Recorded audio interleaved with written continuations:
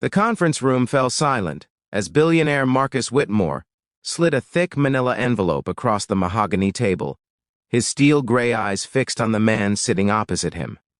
Daniel Ross, a 34-year-old single father with calloused hands and tired eyes, stared at the envelope as if it might explode. Marcus leaned back in his leather chair, a slight smirk playing at his lips, and spoke the words that would change everything. "I will pay you $2 million if you read this document." Daniel's heart hammered in his chest. $2 million. The number echoed in his mind like a prayer he'd whispered 1,000 times in the darkness of sleepless nights, when the medical bills piled higher and his daughter's medication ran dangerously low. It had been 3 years since Sarah died. 3 years since Daniel became both mother and father to 6-year-old Emma, who had been born with a rare heart condition that demanded constant care and a surgery they couldn't afford. Daniel worked 3 jobs, his body running on coffee and determination, his soul powered by the sound of Emma's laughter when he read her bedtime stories, even when exhaustion made the words blur on the page. He cleaned office buildings at night, delivered packages during the day, and spent weekends doing handyman work for anyone who would pay. Still, it was never enough. The debt grew like a shadow, threatening to swallow everything he loved. If you believe in second chances, in the power of kindness, and in stories that remind us what truly matters in life, please take a moment to like this video, leave a comment below, share it with someone who needs hope today, and subscribe to our channel. Your support means the world, and it helps us bring more stories like this to people who need them most. Daniel had come to Marcus Whitmore's office building that morning for a routine maintenance job, fixing a broken water fountain on the executive floor. He never expected to be summoned to the top floor, never imagined he'd be sitting face to face with one of the wealthiest men in the country. Marcus was known for his ruthlessness in business, for hostile takeovers and crushing competitors without mercy. But he was also known for something else, something whispered about in business circles, his strange tests, his unusual challenges that he presented to random people, seeking something he could never quite name. The envelope sat between them like a living thing. Daniel reached for it with trembling fingers, his mind racing through possibilities. What could be in a document worth $2 million just to read? Was this some kind of cruel joke? Was he being filmed for some billionaire's entertainment? But when he looked into Marcus's eyes, he saw something unexpected beneath the calculated exterior. Pain, deep, ancient pain that mirrored his own. Daniel opened the envelope carefully and pulled out a stack of papers. The first page was a letter, handwritten in elegant script that trembled in places, as if the hand that wrote it had been shaking.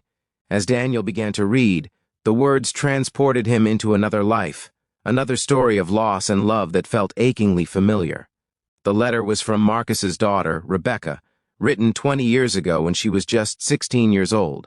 She wrote about her father, about how success had consumed him, how money had become his language when love should have been. She wrote about feeling invisible in her own home, about a father who could buy her everything except his time, his presence, his heart.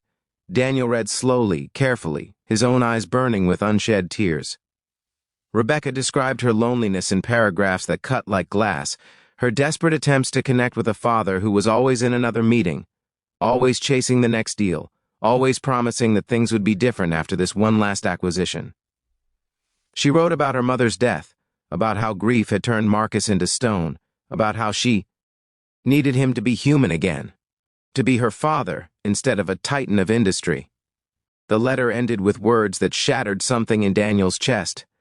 "Dad, if you're reading this, it means I'm gone. I wrote this because I knew I wouldn't have the courage to say it to your face. I don't need your money. I never did. I just needed you.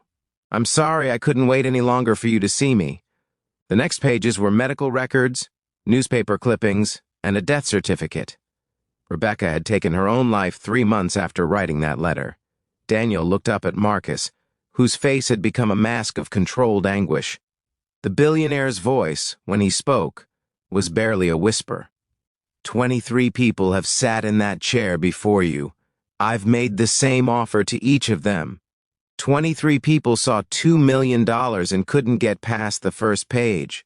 They skimmed, they rushed, they saw words as obstacles between them and money. You're the first person who actually read it, really read it, like it mattered, like she mattered. Daniel understood then what this was really about. This wasn't a test of reading comprehension or endurance. This was a father's desperate attempt to find someone who could see his daughter as human, who could give her words the attention he never gave her while she was alive. Marcus had been searching for someone who valued something more than money, someone who would treat a stranger's pain with the same care they would give their own loved ones. Marcus stood and walked to the window, his back to Daniel, his shoulders carrying the weight of 2 decades of regret. I built an empire, but I lost everything that mattered. I can't bring her back, but I've been trying to understand what kind of person would have stopped long enough to truly see her, to really listen. You have a daughter, don't you? Daniel nodded, though Marcus wasn't looking at him. Emma. She's 6. She has a heart condition. I'm trying to save money for her surgery. Marcus turned around, and Daniel saw tears streaming down the older man's face, the first cracks in a dam that had been holding back an ocean of grief. Do you read to her? Daniel nodded again. Every night. Even when I'm so tired I can barely see straight, it's our time together. She picks the book, and I do all the voices. Marcus smiled through his tears, a broken, beautiful expression. Rebecca loved when I read to her. I stopped when she turned 10. I told myself she was too old for it, but the truth was I was too busy. I thought there would always be time later. The billionaire pulled out a checkbook, but Daniel raised his hand. I can't take your money for this. Reading your daughter's letter wasn't work. It was an honor. Marcus shook his head firmly. You read every word like it was sacred. You gave my daughter something I never did. True attention, genuine care from a stranger who had every reason to rush but chose not to. That's worth everything to me. Take the money. Save your daughter. Be the father I couldn't be. And promise me one thing, no matter how hard life gets, no matter what success you achieve or what failures you face, never stop reading to Emma. Never stop showing up. Time is the only currency that matters. Daniel took the check with shaking hands, tears blurring his vision. But Marcus wasn't finished. I'm also going to cover Emma's surgery completely and set up a medical trust for her ongoing care. And I want to offer you a position in my company, overseeing our new community outreach program. We're going to help other families like yours, other children who need someone to see them, really see them.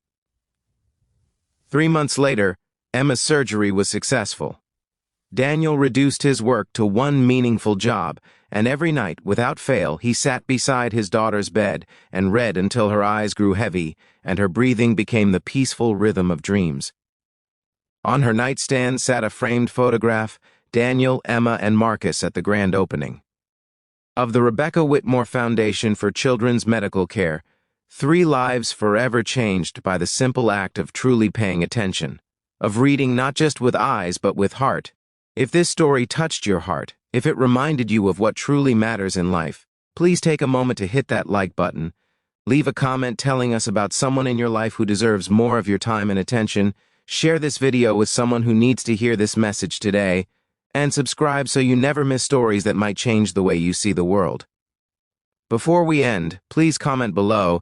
Time is the only currency that matters if you promise to cherish the moments you have with the people you love. The real wealth, Daniel learned, was never measured in dollars. It was measured in moments, in pages turned together, in voices reading stories aloud, in the simple, profound act of being present for the people who need us most.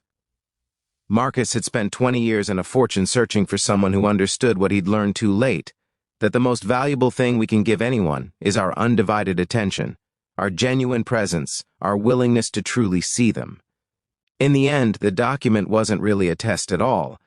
It was an invitation to remember our humanity, to choose connection over transaction, to understand that some things should never be rushed, especially the words of those who love us and the time we spend with those who need us most.